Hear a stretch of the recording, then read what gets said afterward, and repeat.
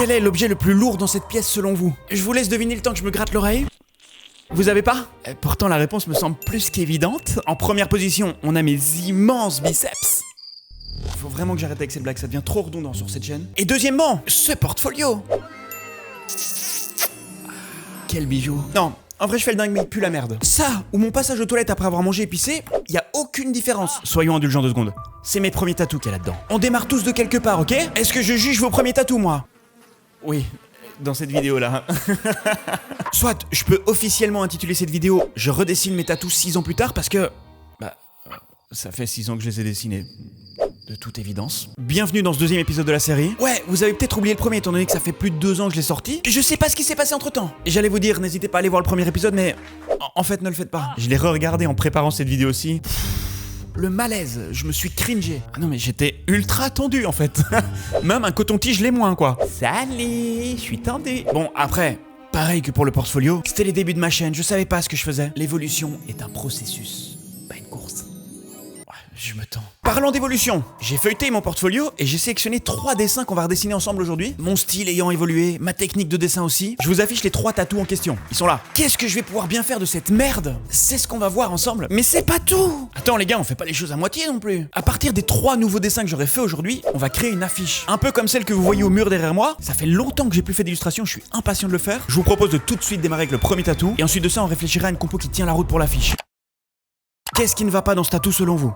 Je vais vous dire, je le trouve encore pas mal aujourd'hui. À croire que je frôlais déjà à la perfection à l'époque, c'est fou quand même. Je rigole. Si je devais le refaire, bon, déjà premièrement, on va le refaire dans mon style actuel, donc visuellement, ça va plus du tout être la même chose. Point de vue compo maintenant. De manière générale, je le trouve très large. Là, on est plus sur un tatou de couisse, comme disent les Belges. Cette fois-ci, j'aimerais créer un truc un peu plus dans la longueur. Ce sera plus adapté pour un bras ou une jambe. Donc les plantes là, elles vont bien se calmer, déjà. Elles sont plus grandes que mon avenir. L'architecture, on la remercie d'être là. C'est très sympa dans la compo. On peut d'ailleurs l'applaudir.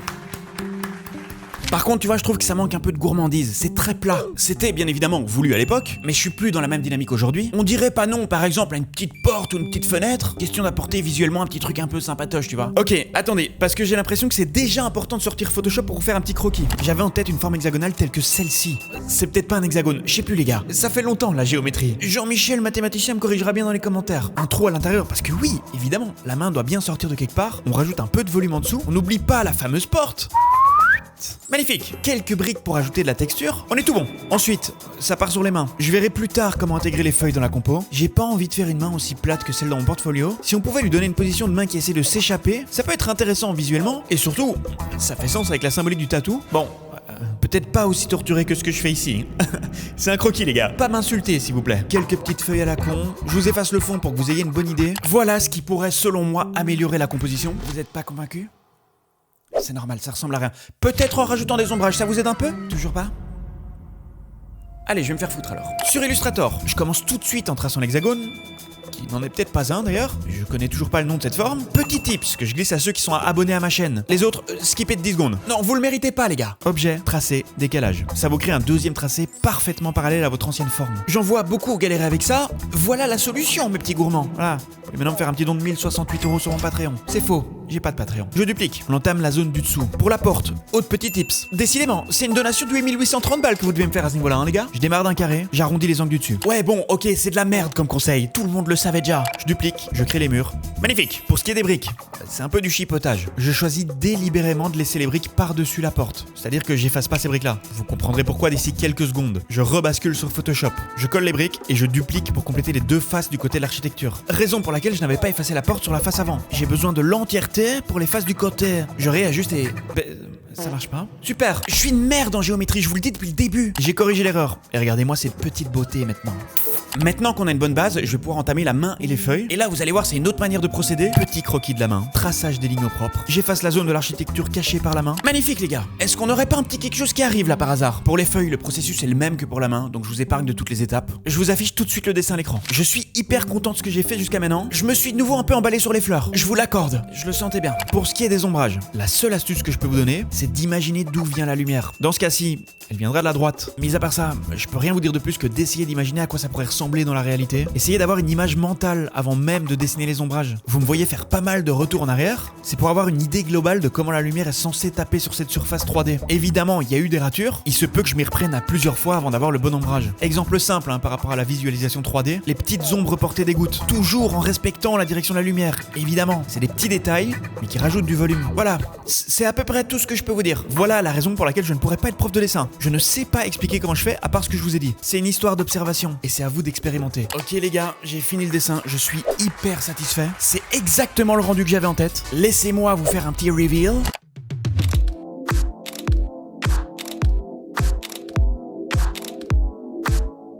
Voilà ce qu'il en est. Je vous affiche l'avant-après, question que vous puissiez comparer. Contrairement au premier épisode, je vais pas mettre de couleur tout de suite, parce que j'ai compris que j'étais une merde à cette époque. Je savais juste pas composer une illustration en fait. Enfin si, les mots sont durs, mais je me suis rendu compte avec le temps que c'était mieux de mettre la couleur à la fin, une fois la fiche composée. Ça me permet d'harmoniser le tout, puis ça me force à me limiter sur ma palette de couleurs aussi, parce que j'ai tendance un peu à partir en couille quand je les fais séparément. Parlant d'affiches, voilà à quoi j'ai pensé. Je démarre d'un format 30-40 cm parce que le projet commence à sérieusement me chauffer, et je me dis que je vais peut-être l'imprimer physiquement. Ça pourrait être cool d'avoir l'objet en main. Je démarre avec un cadre, c'est un peu ma petite signature, puis surtout ça organise les choses sur le papier. Ça a pas l'air vu mon appartement, mais j'aime quand les choses sont rangées. La petite signature en bas, parce que je fais vraiment tout à l'envers, mais ça me permet surtout de déjà bien gérer les espaces extérieurs, voir si la balance est bonne, etc. Le tatou qu'on vient de créer en plein milieu. Tac! Je le veux comme pièce centrale, c'est imposant, ça a de la gueule. Il nous reste à intégrer les tatous qu'on doit encore dessiner. Pour les jambes, je trouvais qu'elles avaient de la gueule en symétrie et qu'elles complétaient bien l'espace là en bas. Évidemment, on va pas les laisser flotter dans le vide comme ça. J'ajoute donc des escaliers. On rajoute notamment un petit îlot sur l'architecture du premier tatou parce que j'ai dans l'idée de faire de l'eau. D'où les petites lignes en vague dessous. Les montagnes. Mais oui, qu'est-ce que j'aime ça!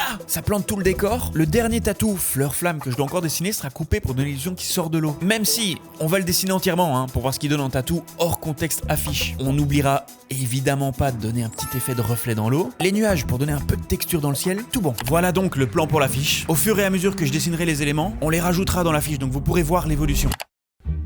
Nous voilà partis pour le deuxième tatou que je vous réaffiche à l'écran. Personnellement, je modifierais pas grand chose, mis à part enlever la fenêtre du fond qui sert un peu à rien. Mais sinon, le concept il est là en fait. Des jambes coupées au niveau des hanches, les rondelles qui volent par-dessus, c'est parfait. J'ai pas besoin de vous faire de croquis, je pense qu'on a tous compris l'idée. Ça part tout de suite sur les traçages de lignes. Je skip souvent cette première partie en vidéo parce qu'il y a beaucoup d'allers-retours et réajustements qui peuvent prendre énormément de temps. Ça me prend même parfois plus de temps que les ombrages en fait. Sauf que ça reste une étape cruciale. Je trouvais ça important de le rappeler parce que YouTube ça va vite, on voit pas toujours tout. C'est pas la partie la plus divertissante, mais elle est quand même là. Une fois le croquis fait, pareil que pour l'autre, je retrace les lignes au propre. Bon, maintenant j'en arrive à une étape où j'avoue je suis un peu une merde. Je vais faire le sale fainéant, dans le sens où des hirondelles, j'en ai déjà dessiné approximativement 17 000 dans ma vie. N'hésitez pas à vous abonner à mon Insta d'ailleurs. C'est avec plaisir que je vous fais cette proposition. Et donc, je vais récupérer un ancien dessin d'hirondelle que j'ai fait parce que j'ai la flemme de dessiner la 17 001ème. Voilà. Ce regard de FDP. Ça va, j'ai pas récupéré les ombrages non plus, je vais les redessiner. Et d'ailleurs, c'est pour une raison bien précise. Parce que en temps normal, j'aurais fait le fainéant, j'aurais repris les ombrages avec. Si on récupère l'affiche, le soleil vient de la droite, donc d'ici sur le schéma. Ouais, je sais, je vous fais chier depuis le début avec cette direction de la lumière. Ce qui signifie que, malgré le fait que ça soit le même dessin, je vais devoir faire des ombrages différents pour les deux tatous en symétrie. Je peux pas juste dupliquer en miroir. On est parti. Pour ce qui est des ombrages, j'ai toujours aucune nouvelle astuce à vous donner. Donc je vous propose juste de regarder en silence. Ok, non, peut-être la seule nouvelle petite précision que je peux vous faire, c'est de bien respecter le même contraste du début jusqu'à la fin. C'est-à-dire que j'essaie d'avoir la même balance que pour les ombrages du tatou précédent. C'est la même dose de noir comparé au blanc. Question d'avoir au final, lors du collage sur l'affiche, quelque chose d'homogène. Voilà, bisous. J'ai fini les ombrages pour les deux côtés. Je vous affiche ça tout de suite à l'écran. Vous remarquerez les mini changements de lumière entre les deux versions? Peut-être pas. C'est subtil, mais je vous jure qu'une fois intégré dans un environnement, c'est important. Parlons de ça, on va tout de suite remplacer les anciens tatous de l'affiche. Magnifique! C'est ça que veut la jeunesse en 2K26. Bon, celui-là, il est pas folichon, on va pas se mentir. Un truc qui me rend fou aujourd'hui, et apparemment je m'en battais les couilles à l'époque, c'est l'espacement entre les feuilles du bas et la fleur. Je sais pas si vous voyez à quel point ça manque de force au milieu de la compo. Je sens que ça ajoute une tension à l'intérieur de mon corps, tu vois. Les deux parties tiennent ensemble juste grâce à cette toute fine tige, ça m'oppresse. J'ai l'impression que je mets un coup de ciseau, le tatou il se sépare en deux. C'est donc la première chose qu'on va corriger, vous aurez compris que je suis un peu sur les nerfs limite. Au niveau de la fleur, on a plein de choix. Il existe à peu près 17 032 espèces de plantes sur Terre. Vous vous doutez que je ne sais pas encore laquelle faire. Je sais juste que j'ai envie de faire un truc un peu atypique. Des roses, j'en ai dessiné à peu près 100 073, à peu près. Donc c'est bon maintenant. Et je me dis carrément, peut-être dessiner une fleur qui n'existe pas. Pourquoi pas les gars? Le monde normal est chiant. Laissez-moi rêver un peu. Bon. J'ai fait mes petites recherches de connard sur Pinterest et je suis tombé sur cette photo. Je ne sais pas si c'est de l'IA. Mais en tout cas, la fleur m'inspire pas mal. Bon, là on est clairement pas sur une fleur classique. Je vois par contre quelques petits changements à faire, je vous explique tout ça. Croquis. Je redessine donc la fleur que je viens de vous montrer en photo. Je vais juste par dessiner cette chose-là, étant donné qu'il y aura le feu qui jaillira de l'intérieur de la fleur, le dessous en forme de bol, et j'imaginais ne faire aucune tige finalement, mais plutôt placer des feuilles un peu comme ceci. Ça me permettra d'ailleurs sur l'affiche finale de placer la fleur sur l'eau comme si elle flottait, un peu comme un nénuphar. Et deuxièmement, je trouve que ça ferme bien le dessous de la composition. Les fameuses flammes qui en sortent et on est tout bon. Voilà pour ce qui est de cette toute première version. Je claque des doigts et la magie du montage va vous faire apparaître un croquis plus propre instantanément. C'est pas beau ça ? Traçage, les lignes, ça donne ça. Ombrage, ça va vite sauf que je me suis rendu compte en plein milieu que j'ai pas fait attention à la direction de la lumière pour ces putains de feuilles. Putain, je suis une merde. Ouais, j'ai beau avoir précisé 107 fois de faire attention à ça depuis le début de cette vidéo, j'ai quand même réussi à faire l'erreur. Effacer, recommencer. Ouais, je sais, ça va vite, on n'a plus le temps les gars. Vous connaissez les étapes de toute façon, c'est la même chose que pour les deux tatous précédents. Qu'est-ce que vous pensez de ce que je viens de faire ? J'aurais pas de réponse de toute façon parce que je suis tout seul derrière ma caméra. Allez, il ne nous reste plus qu'à l'intégrer sur l'affiche et on commence sérieusement à avoir une bonne idée de ce que ça pourrait donner. Il me reste à finaliser l'affiche, c'est-à-dire dessiner tout le décor, puis mettre la couleur. Je vais le faire dans mon coin parce que j'ai pas envie de tout vous spoiler non plus. On se retrouve d'ici une petite heure pour moi. Premièrement, sachez que j'ai pas pris 1h30 à faire la couleur, mais bien 4 heures. C'est bon pour vous ? Chaque pixel a été calculé. Je me suis jamais défoncé à ce point-là pour une affiche. Deuxièmement, si vous êtes toujours pas abonné, là ça devient problématique. Je sais pas ce que vous attendez, le bouton est juste là. Troisièmement, j'ai complètement craqué. C'est parti un peu trop loin cette histoire d'affiche. Parce qu'en réalité, là, on n'est pas 4 heures plus tard. Non, là ça fait 7 jours que j'ai coupé la caméra. D'où le changement de vêtements. Parce que ça m'arrive de me laver aussi. Qu'est-ce que j'ai bien pu foutre pendant une semaine, vous allez me dire. Je vous laisse regarder. On est parti direction Espace Plan. C'est un imprimeur sur Bruxelles chez qui je vais à chaque fois parce que, de 1, il y a des super beaux gosses torse nu qui passent devant la boutique. Mais surtout, je l'avais évoqué plus tôt dans la vidéo, mais finalement je me suis chauffé à aller imprimer physiquement l'affiche. Vous savez que je peux être très pointilleux, notamment pour mes impressions. Raison pour laquelle je suis retourné chez ce bon vieux Sylvain. La colorimétrie est à chaque fois parfaite. Je tiens à préciser que la vidéo est pas du tout sponsorisée, juste que j'ai fait pas mal d'imprimeurs à Bruxelles et je peux vous assurer que la qualité, elle est...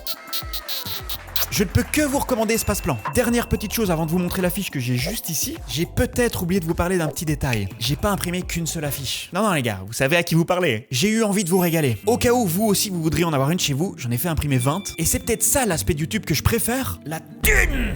C'est faux. Ce que je veux dire c'est que certes c'est cool de tourner des vidéos chez soi, divertir les gens etc. Mais pouvoir vous offrir un morceau de la vidéo, là ça apporte une dimension en plus et ça me fait vraiment kiffer. Je vous donne plus de détails après. Je vous laisse avec l'unboxing, je crois que vous en avez marre d'attendre. Ah Poufi, y a du carton, t'as envie de jouer avec du carton toi hein?